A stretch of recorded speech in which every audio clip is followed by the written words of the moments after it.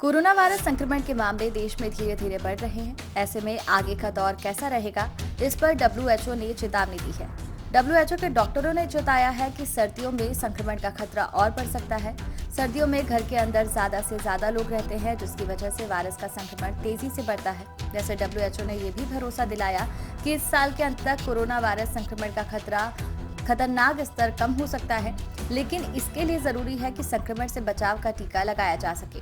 इस बारे में डब्ल्यूएचओ की मारिया वान केरखोव ने कहा कि हमारा मानना है कि इस साल के अंत तक कोरोना वायरस के खतरनाक स्तर खत्म हो जाएगा, लेकिन इसके लिए वैक्सीन को बढ़ावा देना जरूरी है। इसके साथ ही हम इस खतरे से भी बचे नहीं हैं कि कोरोना वायरस संक्रमण का म्यूटेशन और बढ़ेगा।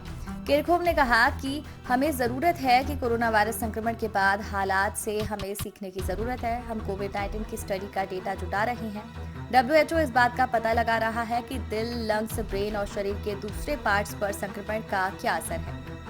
म्यूटेशन का खतरा बरकरार।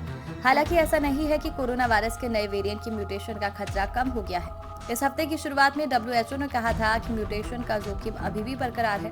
डब्ल्यूएचओ ने चेतावनी दी है कि सर्दियां शुरू होने पर दक्षिणी गोलार्ध के देशों में संक्रमण का खतरा बढ़ेगा। डब्ल्यूएचओ ने कहा कि कोरोना वायरस संक्रमण की नई लहर का खतरा बढ़ गया है।